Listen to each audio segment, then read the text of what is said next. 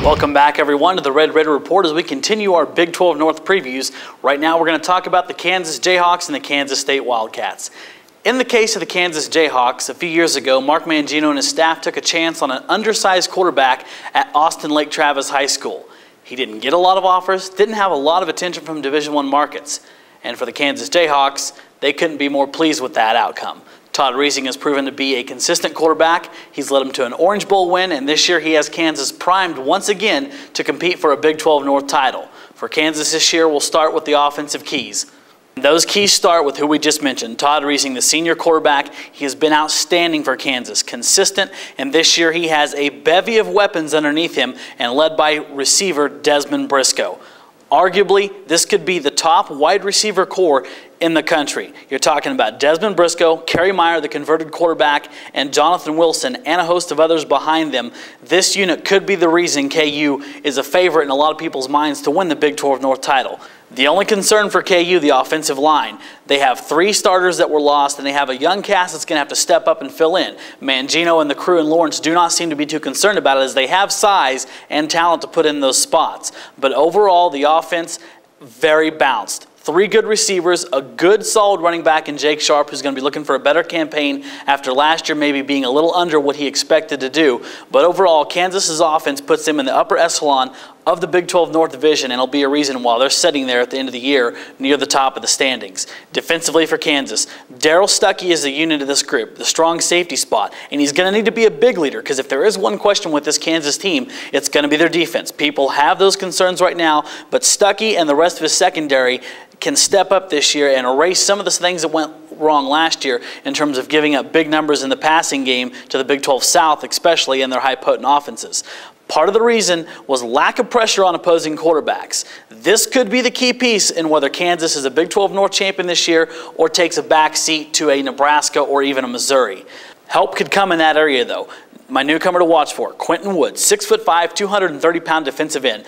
Junior college transfer from Michigan should provide an immediate help to KU. That'll give them a legitimate pass rush off the end and hopefully take a little bit of pressure off their secondary and let them develop. They have a lot of talent back there. Mangino has proven he can recruit talent, especially at the cornerback and safety slot. And if KU can come along with that, this could easily be the best team in the Big 12 North. We'll look at the Jayhawks' schedule. Non-conference, pretty standard. Northern Colorado, UTEP, and Duke. 4th game watch for Southern Miss, a team out of Conference USA under second-year coach Larry Fedora. They're going to be better, a little more stout, but that game's in Lawrence. But that could be a good test for them in the non-conference. Then you get into the Big 12 schedule. You know, early on, Oklahoma at home. Huge game for KU right there. They got to go to Texas Tech on Halloween, at cross-state rival Kansas State, and then the big one right there, at home against Nebraska. By all accounts, this game should come down to the Big 12 North title. At that point, we'll see how far both teams have progressed, but that one should decide it all. And then the next week at Austin, and then Missouri at home to end the year. So a tough end of the schedule, but this team is seasoned. They have a lot of experience,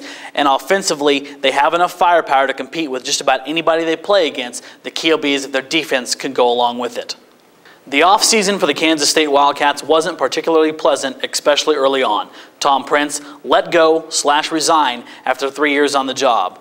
Shortly after that, a secret contract comes to light guaranteeing Prince a lot of money if he were to let go. That battle's still to be fought in court, but a lot of change and a lot of turnaround in the Kansas State Athletic Department. Brand new athletic director, some shuffling of the top administrative people. The football team was in need of healing, and they didn't have to look far to find it. The man's name is on the stadium, and he was waiting to come back. Bill Snyder returns. Arguably one of the greatest coaching jobs in college football history with what he did with Kansas State the first time around. Now he comes back, admittingly knowing that he made a mistake last time in retiring. He wants to be back with this team, and now he's got back control of it. He inherits a team that's not particularly his style, especially offensively, but they do have some talent, and here's the keys for the Kansas State Wildcats. Big plus right away for Kansas State, wide receiver Brandon Banks. Really undersized when you look at this kid, but unbelievably explosive. He's a game breaker. He accounted for 1,049 yards last season. Snyder will find ways, especially in a more mobile attack offense, to get this young man involved. They will lean on him heavily to be a style of receiver that Snyder's used to with the Kevin Lockett's and whatnot of his first tenure at Kansas State. Offensively for Kansas State, their offensive line returns 3 starters and gives the chance for Snyder to establish his running game. He's had pride in that over his career with the likes of Darren Sproles, Josh Scobie, and a host of others. They're not particularly strong or deep at this position.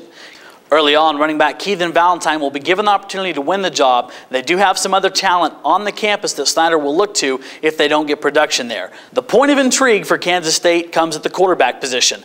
Josh Freeman, their outgoing quarterback, off to the NFL and the Tampa Bay Buccaneers. That seemingly clears the way for Carson Kaufman, younger brother of Missouri tight end Chase Kaufman. He is the favorite at this point on paper, but Bill Snyder's offense was a lot different than Tom Prince's offense. Snyder has been known for mobile quarterbacks over his career at Kansas State who have the ability to both run and pass the ball. Kaufman will be given the chance to win this job in the fall, but here's the name we need to watch: Daniel Thomas. A transfer from a Mississippi junior college. They were still getting things cleared up late to get him eligible and on campus, but at Big 12 Media Days, Snyder indicated that everything was a go. This is the type of quarterback that fits into Snyder's mold. Anything from Carson Kaufman that gives an indication that he cannot adapt to Snyder's system, you will see Daniel Thomas starting at quarterback for Kansas State. If those options fail, they also have South Florida transfer Grant Gregory, who could provide an immediate need for Snyder, as he can run the ball as well. Either way, I think that is the key for Kansas State. Their quarterback maturation process could make them a lot better than people think, especially if Daniel Thomas ends up doing it. It could be a surprise team that could sneak their way up into the middle of the standings in the Big 12 North Division. Defensively, Kansas State has some real positives here. Their defensive line could be flat nasty. Brandon Harold returns from a 3-sack season a year ago, puts a lot of pressure on an offensive backfield. The big plus for them, the newcomer. Addition of Virginia transfer Jeffrey Fitzgerald. Transferred from Virginia during Tom Prince's time, had to sit out last year. He stayed there. He'll be eligible this year. 6'4", 280 pounds. Should make this unit much improved and give Kansas State to compete a little bit against some of these higher potency offenses and do a decent job. You know, Bill Snyder, during his first tenure, he got accused of scheduling weak non-conference opponents.